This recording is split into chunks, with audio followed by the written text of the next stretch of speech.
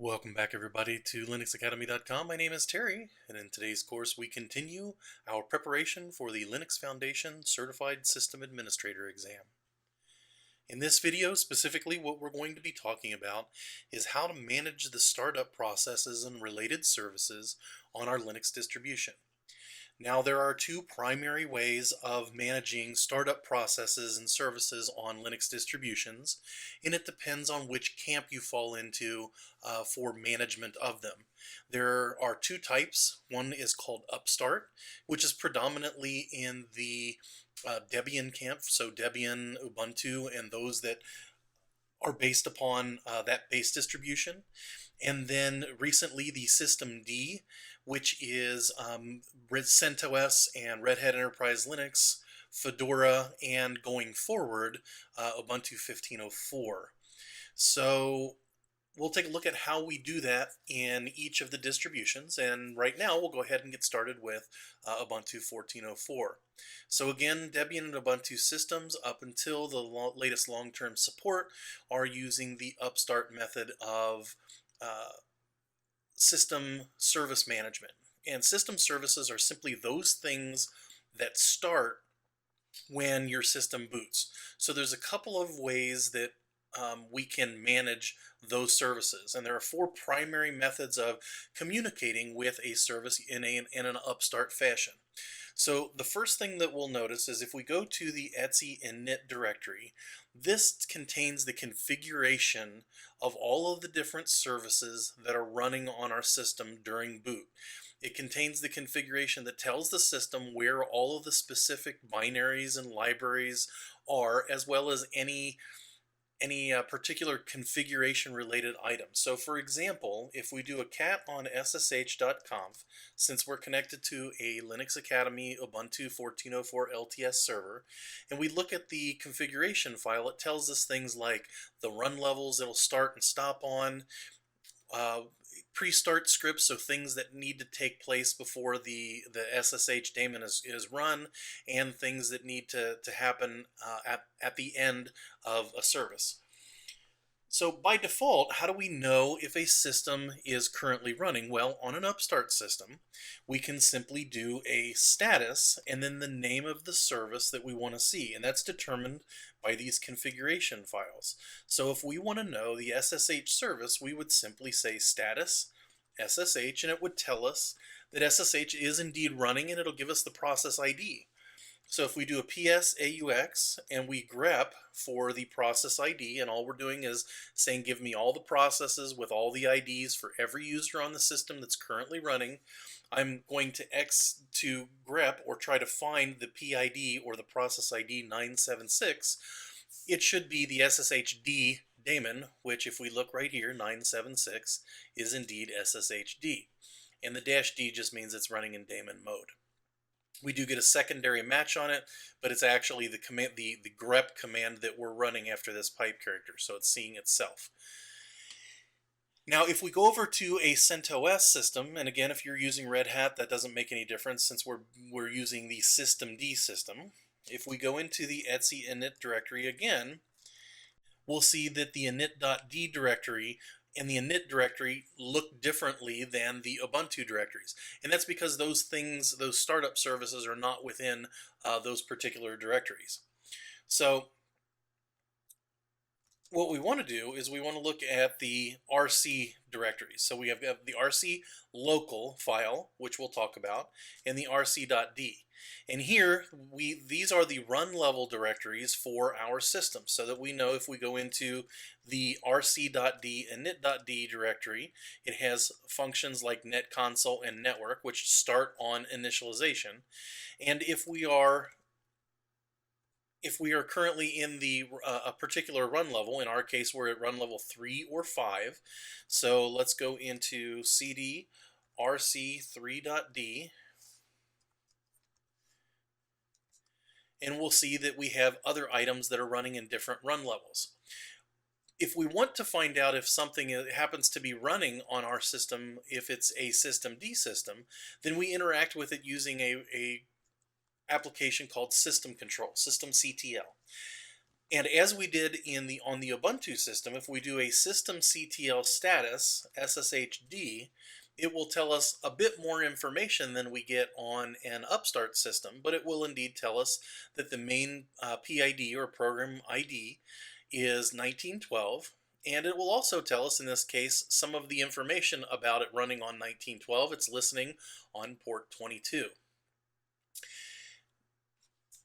Now, if I want to start or stop a service going back to the upstart, that's easy enough to do because I can simply do a stop on SSH or a start on SSH, which we don't want to do here, or a restart on SSH.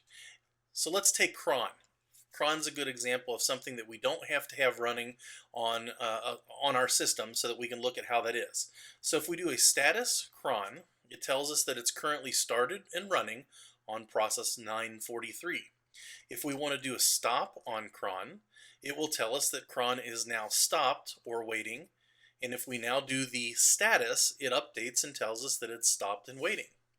We can then run a start on cron. And again, it gets a new process ID, and if we do the status, it'll tell us it's running. And if we do a restart on cron, it will stop and then restart it and give us a new process ID of 1292. How would we do that in CentOS? So one of the things that we need to find out is we need to find a service that we can restart on our system. So let's find out if cron is indeed running on this system. So let's do a ps aux grep cron, and we'll find that cron D is running. So let's do a systemctl status cron D, and you'll see that cron D is indeed running, and it's PID 874. Let's clear our screen. So for stopping it, we do a systemctl or system control stop on cron D. And then if we do a status on cron D, it should tell us that it's loaded, but it's inactive, it's been stopped. The process ID was 874. Now we can just go back and start the cron process. And then if we do another status, it should have a different PID, which it does, 13828. And then finally, what happens if we do a restart on cron D and run a status? It has yet another PID because it's stopped and restarted. So what if we want to stop this service so that it doesn't start on boot? Well, for systemd systems, that's very easy. We can do a system control ctl disable cron D. And all it does is it removes the link in the multi-user target for the name of the system service that's in etc systemd, which is where all these services are now defined for systemd processes. And if we reboot this system, cron D will now not start automatically. And if we want to re-enable it, we just do a systemctl enable on cron D.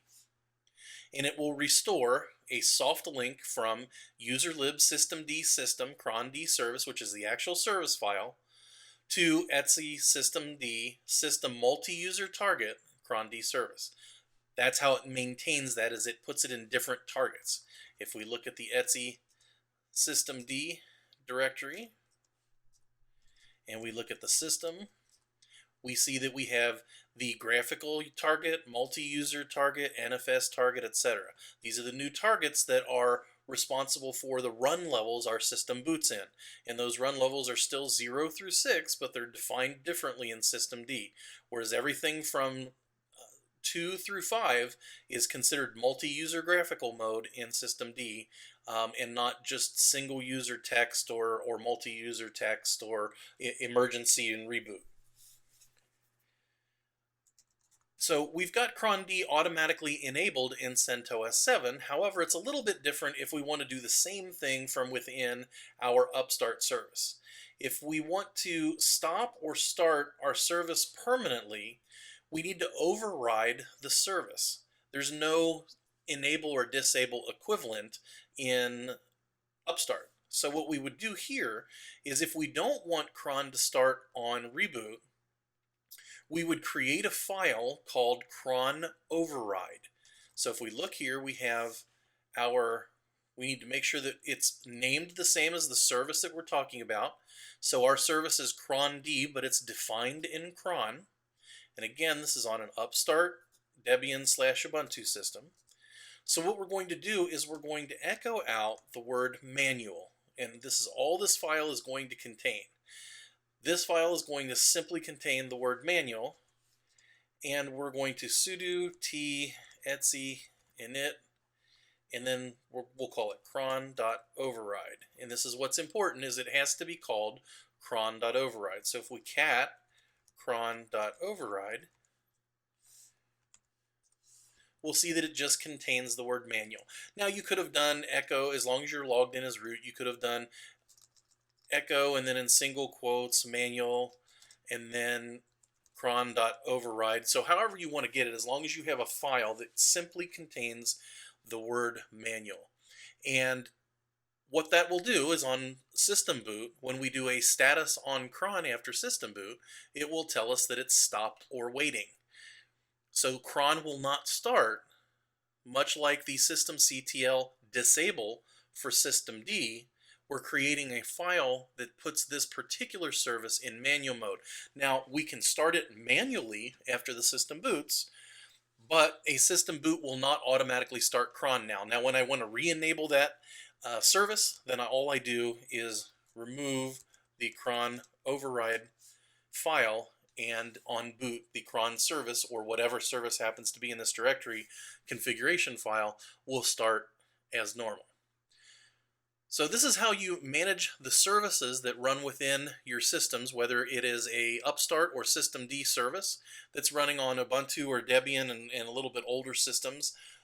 You'll find more and more distributions are moving to the systemd process, which is why we're covering that. One of the good things about systemd is it's a completely consistent method of managing, using, and obtaining status from the services running on our system. It's all driven through the systemctl, and that's enable, disable, status, start, stop, restart. Those are the only things that you have to remember, and then the name of the service, like SSHD. So this kind of puts everything in a single command. We only have to remember systemctl, so it's not start, stop, enable, check, config, all items that you've probably seen in the past for service management. Systemctl kind of wraps that up all into a nice, neat package. So that's all there is for managing your services during boot. My name is Terry for Linux Academy.